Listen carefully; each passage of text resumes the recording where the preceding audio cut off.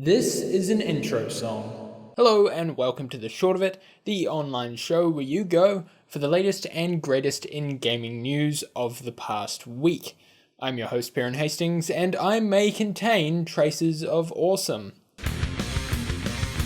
So, leading your top stories of the week, Hideo Kojima is back! Following the cancellation of the highly anticipated game Silent Hills, the relationship between Kojima and Konami, his company of employment at the time, led to a legally enforced silent treatment from Kojima, causing rumors of conspiracy and vacations to invade forums everywhere. This led to various cries of support for Hideo, the most recent being an unrehearsed moment at the 2015 Game Awards, where Jeff Keighley informed the impassioned audience that Kojima had been barred from appearing at the awards show, even though Phantom Pain was nominated and won an award for the Best Action Adventure Game.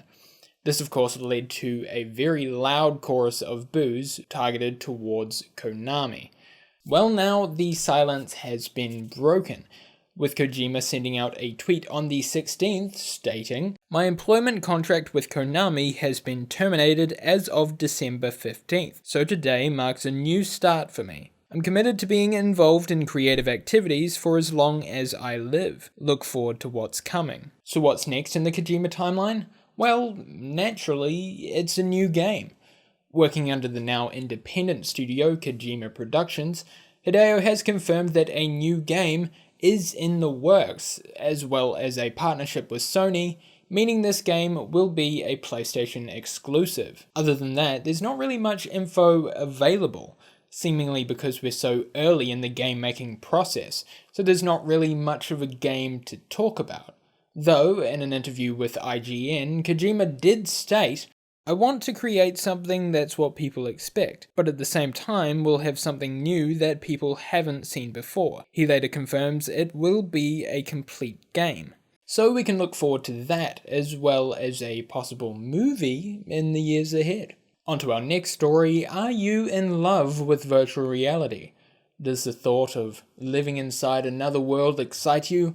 Well, be excited, my dystopia-loving friends, because soon you'll be able to do all of that from the seat of a bicycle. The Verzoom VR bike controller, to be exact. This device is the latest advancement in game immersion technology, allowing players to cycle their way through games, whether they be in an F1 racing car or on the back of a flying Pegasus. All while the player controls movement through buttons on the handlebars, motion controls like leaning to the left or the right, and of course by pedaling the bike pedals. Now if you're looking at it and thinking that's just an exercycle, you would be right, except this one is quite expensive, clocking in at about $250 plus a $10 per month subscription for various online features such as online multiplayer capability. So if you're the kind of gamer who wants to look even more stupid using VR headsets, then make sure to head on over to www.virzoom.com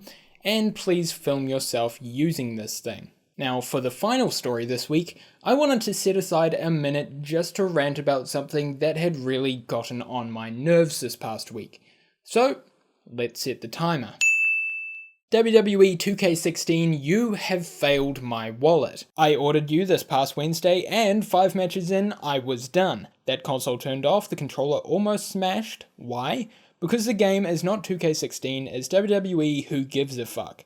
Filled with reskinned wrestlers and game modes that have all been done well before in the franchise, but are now somehow incredibly boring. And before you think I just sucked at it, I have played every game since SmackDown vs. Raw. I started by playing this game on Legend difficulty and winning. It's not a challenge for me, and normally that's fine. I can still have fun with it. But this game is just uncared for, a corporate demand more than something people wanted to make. In contrast, I just played Assassin's Creed Syndicate, another franchise I've followed from the very beginning, and I felt wonder. I had fun. But WWE 2K16 made me feel bored, and that is the short of it.